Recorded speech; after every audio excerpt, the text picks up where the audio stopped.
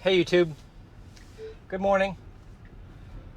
I figured I'd just do a quick little drive today and maybe run a few errands and shoot some video and maybe take the opportunity to have a little bit of a conversation about this camera debate that's going on Twitter. For those of you that are not on Twitter and just watch these videos, that's probably the safe place to be. Twitter's kind of in this crazy debate about who believes what about the cameras and where we're going to end up and are they good enough for our current, development. So, my opinion, well, how about this? I'm going to tell you my opinion very clearly after I make this unprotected right turn. I do have a car behind me, so I don't know how long I can sit here. We'll see if it kind of creeps out in a second. It's not creeping yet. But I'm going to have to tap the accelerator just a little bit here. Tapping a little bit more. Still, it needs to wait, but I can't see yet. So I'm tapping it again. Okay, there we go. And it committed. Hey, with a nice boost there. I love that boost when it works well. In any case, it was hesitating a little bit there, so I just had to tap for the purpose of the car behind me. It might have eventually gotten that one. And I'm just going to put my opinion at the beginning of this video, so if you don't watch the video for the full length, that you at least know where I stand on this. I am an advocate of Tesla needing to improve the location of the B-pillar camera with either moving it forward or an additional camera further forward than the driver can conventionally see. I do not think that we cannot deliver full self-driving at some level with the current configuration. There will be some level of FSDBeta with this hardware configuration. I am absolutely convinced of that, but it will not be robotaxi in my opinion. It will not be anything above level 2. And that's okay, because honestly, that's a great use case, is just being able to sit here and drive more safely than a human driver can today. But there will probably have to be some confirmations in some areas. It won't be completely autonomous, but that's what level 2 is. And it may be even creeping into level 3 on doing a lot of it, but telling you when it can't do something. That would be a fine outcome for this. In everything Elon Musk does, both at Tesla and SpaceX, nothing stays the same. There are constant iterations. That's the mindset of an engineer. That's the mindset of developing a product. And especially if the goal is safer than a human by, 1,000%. And I believe on AI Day, he used 300% is not quite where they want to end up. They want to be at 1,000%. I don't know if he was equating 300% to being where it is today and 1,000% being where they want it to be. That's to be determined. So in any case, just so everybody knows, I think it can be better than it is today. I don't think we will ever get regulatory approval for anything without a driver in this seat with our current camera configuration. That's how I feel. I am very comfortable with my position on that. I'm glad to debate it with anyone, but I'm probably not going to do it on Twitter. I'm just going to let the videos speak for themselves. I'm going to make my positions here so I can make them the way I want to make them with more than 140 characters. That's it. That's my opinion, and I'm sticking to it. But more than anything, I'm willing to change my opinion if the data changes, and I'm out here collecting data right now to try to change my opinion or to perhaps further refine my own ideas. Wow. Okay. So far it's driving really nice right now in some 9:45 a.m. Thursday morning traffic. I'm just running up here a few more blocks and taking a left to run a errand at the UPS store. And maybe I'll make another leg or two after that just to kind of put a little 10 or 15 minute video together. One other thing I'm doing today, and obviously it sounds like we're waiting on version 10.0, not Friday night this week, but maybe Friday night next week. Elon says it's going to be a completely retrained neural network. That's exciting. What V10 is, my guess is as good as yours. He's mentioned a few things like a combined stack for Navigator and Autopilot on the highway and FSD. Wow, that would be great. And maybe some other enhancements that we haven't heard about yet. I really hope we get the detailed release notes again like he did last time, so we can maybe pick apart what actually changed. But anyway, retraining the entire neural network does sound like a big deal. It probably is going to take a few things backwards. It usually does. And that's what I think the bug testing he mentioned for a few versions would be. All right, unprotected left here, looking outside. It looks like we can go, okay, it started to cross that yellow line there and cut over to this. So it did not honor that yellow line safely there. And that's why that disengagement happened. It looked like it picked a nice gap though. In any case, okay, I'm here at the parking lot, so I'm just going to go ahead and park, and I'll stop the cameras and restart them once we're leaving the lot.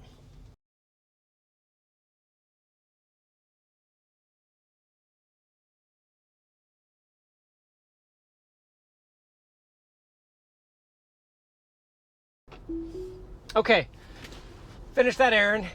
I got Lowe's programmed in here now just for another 5 or 10 minutes of film and a little bit more conversation. All right, a little bit of a jerkiness here on the steering wheel. It's a little bit of a blind turn here. I got to creep out. Okay, you can see perfectly fine now. That's a good angle there. Plenty of room with that sidewalk. Nice punch there. Felt it kind of in the back of the seat. The lane change over to the left. All right, a little bit of indecision on when there's a turn lane up here. Whoa, a little bit aggressive there. Not exactly sure what it was doing by jerking like that. I'm going to go ahead and help it go where the planner wants to go. Interesting, it chose this versus the stoplight right there. That wasn't the best planning decision, which is another common point a lot of the FSD beta testers have had, that the planner seems to be the issue with version 9.2 and 3 really, or maybe even 9.0 and beyond. And what we on AI Day with what is possibly coming on the planner, for those of you that saw it, that animation of finding a parking spot inside that parking garage using that, I think they called it a Monte Carlo algorithm or logic, was really kind of fascinating on how it was perfecting the number of iterations. Speaking of which, that little parking garage scenario was basically auto park, right? Or reverse summon, as some people are calling it. And that is possibly another opportunity in V10. You know, if they're showing it on AI Day, maybe they're working on some auto summon or maybe some summon enhancements. Okay, I got some green leafies here. I'm at the stop line. I need to go a little further out. Interesting, I'm looking behind me. There is no car behind me. I was sitting there thinking I needed to hurry, but I don't.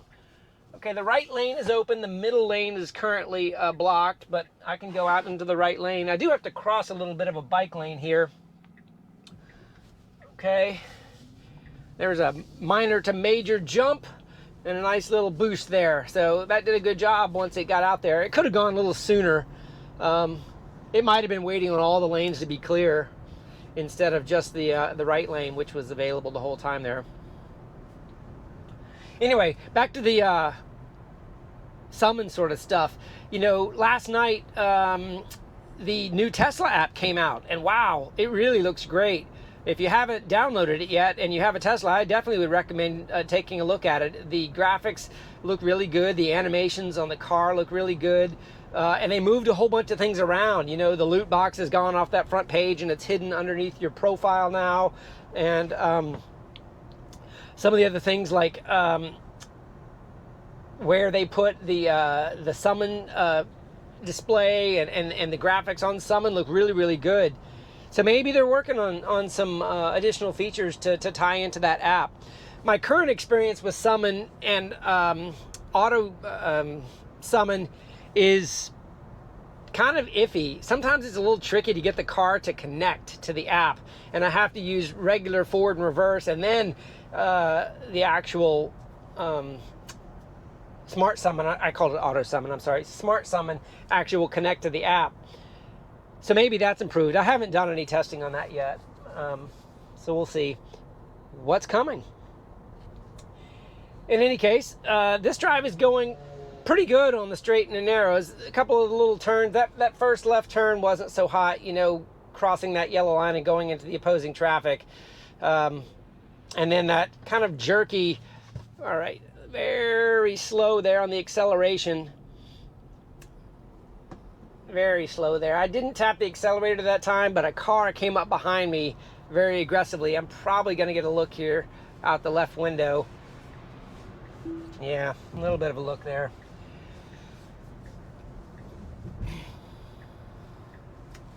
Sometimes that's what happens when you let the car do its thing. All right, there's another light up here. It's programmed to take a left.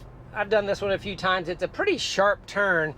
It has a protected green arrow that it can wait for. If there's no clearing, I didn't see what that alert was. I'm still engaged. I do have some pedestrians here. Showing 1, even though there's 2. They are perfectly aligned at the moment. Interesting. There's 2 of them showing up.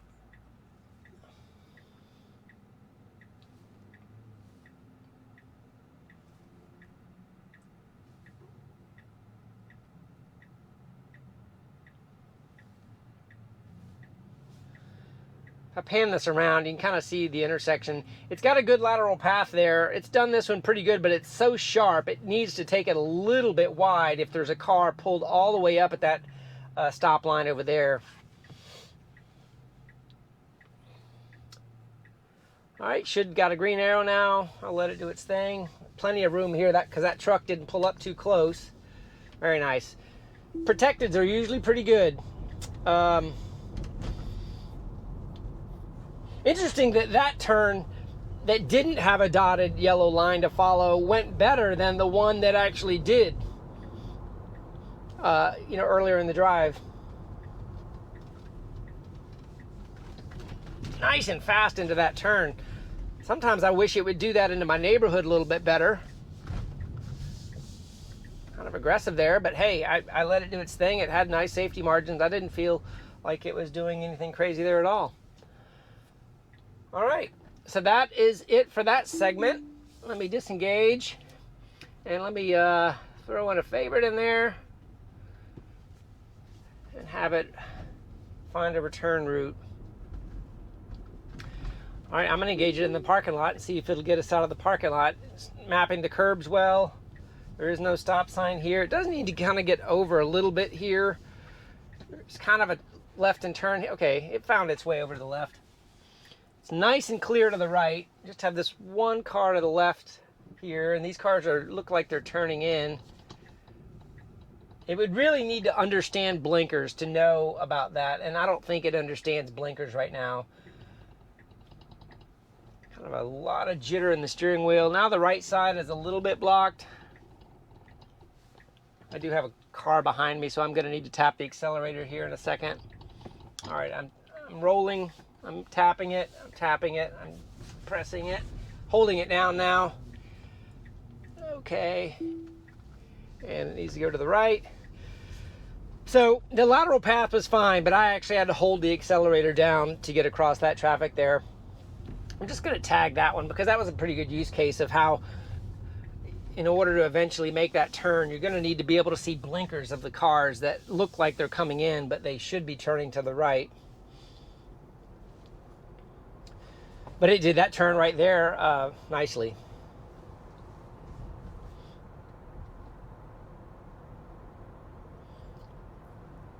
All right.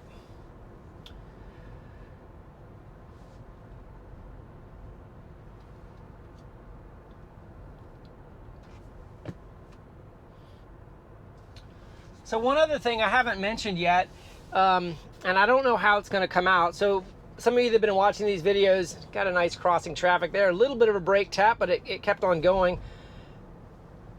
Got a jaywalker there that would have been great if it didn't have a lead car there. That would have been great to see how the car handled that one.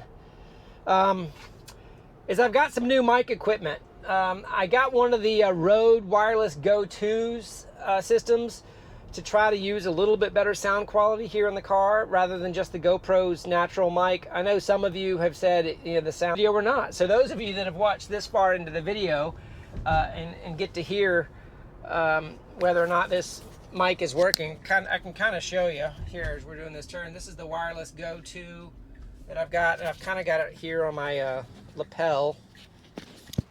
All right, ooh, all right, if it's gonna go, it needs to press it. It needs to press it. Ooh, gosh.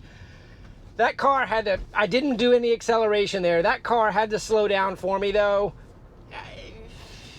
Okay, it did it. I've gotten a little bit comfortable with how it's doing things right now, and I'm letting it go a little bit further, knowing that I can press the accelerator in time to prevent an accident. That wasn't almost an accident because that car did slow down. I don't think you should, we're going to be, I shouldn't say that. I don't think we're going to be able to build the algorithm to count on defensive driving on the other cars. I've used this term in a few videos. You know, we have to figure out how to program safe aggressiveness into the car. In other words, it needs to know when to change its acceleration. It needs to know when to, you know, perhaps even change direction mid-course on a decision it's already started on. I haven't really witnessed that many times yet. Once it starts, it kind of continues.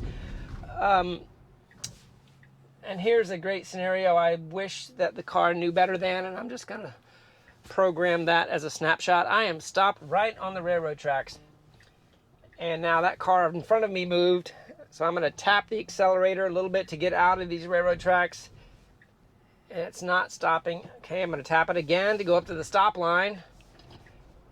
All right, and now it's going for it. It should go for it. Go, go, go. Okay, now it's stopped in the road. Now I floored the accelerator there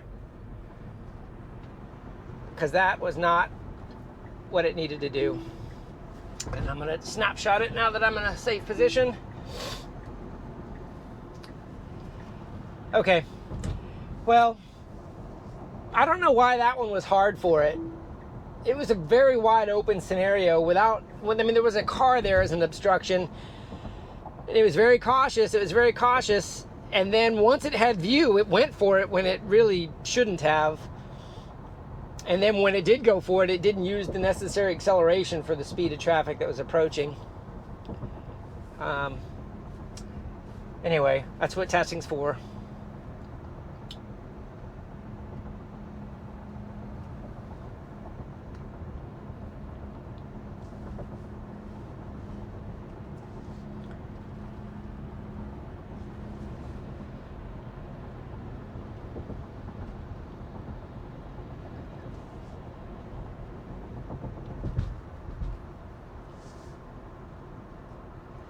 Interesting, got a pedestrian on the other side kind of crossing traffic. It was on the other side of the median there, so it didn't really make any impact here. But that was one of those merging, crossing pedestrian sort of vectors that would be interesting to see how that evolved. You know, how the car will handle other vehicles breaking the law or other pedestrians breaking the law through jaywalking or cutting across traffic in areas without a crosswalk or a stoplight is going to be interesting to watch. My little vector is kind of flickering there a little bit. And look at this turning left vector there. Wonder why it's doing that occasionally. That's when it's doing that is when it's jerking to the left into oncoming traffic. If it doesn't correct itself, why it's thinking it needs to go left when the planner is obviously going straight, I have no idea. I trust the emergency systems for emergency braking. I trust the systems, you know, the ultrasonics to not hit things when they get really, really close. But I'm not sure I know how they're going to program in kind of the non-normals, is what we call them in aviation. You know, the emergency vehicles, the jaywalkers that are cutting roads where they shouldn't be. You know, right now, if a car cuts across, it's got nice merging kind of behavior. If a jaywalker's crossing, is it going to do that same merging behavior, or is it going to realize it's a human and go into emergency braking mode? That'll be interesting to see. I don't have any examples of that personally yet, but I'll be looking for things like that in the future.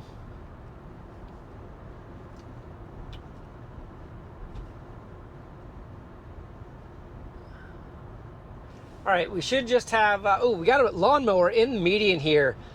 Don't get to see that very often. So it looks like it was what's it gonna show it as?